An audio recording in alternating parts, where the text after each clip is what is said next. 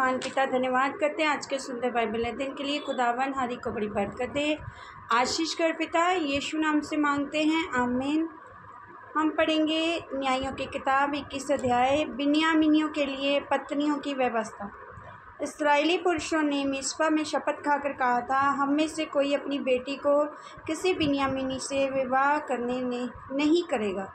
वे बेतेल को जाकर साय तक परमेश्वर के सामने बैठे रहे और फूट फूट कर रोते रहे और कहते थे, हे इस्राएल के परमेश्वर यहोवा, इस्राएल में ऐसा क्यों होने पाया कि आज इस्राएल के एक गोत्र की घटी हुई है।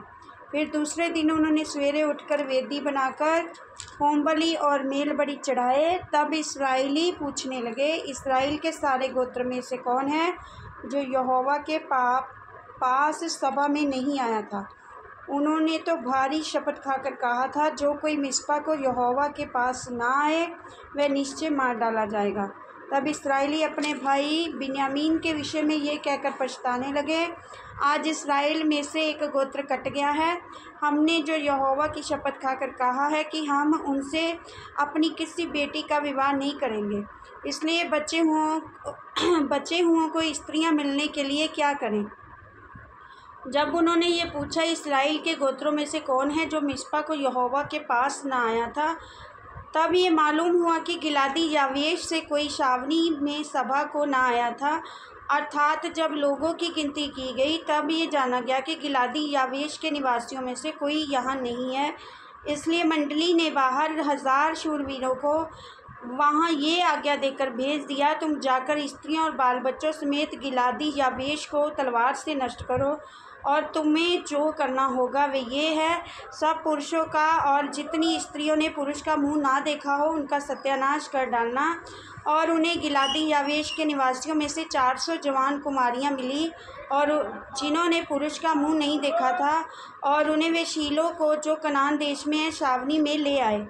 तब सारी मंडली ने उन बिन्यामीनियों के पास जो रेमोन नामक चट्टान पर थे कहला भेजा, उनसे संधि की घोषणा की। तब बिन्यामीनी उसी समय लौट गए और उनको वे स्त्रियां दी गई जो गिलादी यावेश की स्त्रियों में से जीवित छोड़ी गई थी, तो भी वह उनके लिए थोड़ी थी। तब लोग बिन्यामीन के विषय में ये कह के पछताए कि यहोवा ने इस्राएल के गोत्रों में घटी की है। तभी इस मंडली के वृद्ध लोगों ने कहा, बिन्यामीनी स्त्रियां तो नष्ट हुई हैं, तो बचे हुए पुरुषों के लिए स्त्रियां पाने का हम क्या उपाय करें। फिर उन्होंने कहा, बचे हुए बिन्यामीनियों के लिए कोई भाग चाहिए, ऐसा ना हो कि इस्राएल में से एक गोत्र मिट जाए, परंतु हम तो किसी बेटी का उनसे विवाह नहीं कर सकते। इसलिए इस्राएलियों ने यह कहकर शपथ खाई कि श्रापित हो वह जो किसी बिन्यामीनी से अपनी लड़की का विवाह करे। फिर उन्होंने कहा, सुनो, शीलो जो बेतेल के उत्तर की ओर उस सड़क के पूर्व की ओर है जो बेतेल से शकेन को चली गई है, लबोना के दक्षिण की ओर है, उसमें प्रति वर्ष यहोवा का एक पर्व माना जाता है। और उन्होंने बिन्यामीनियों को ये आज्ञा दी, तुम जाकर दाग की बारियों के बीच घात लगाए बैठे रहो और देखते रहो, और यदि शीलो की लड़कियां नाचने को निकलें तो तुम दाग की बारियों से निकलकर शीलो की लड़कियों में से अपनी अपनी स्त्री को पकड़कर बिन्यामीन के देश को ले जाना।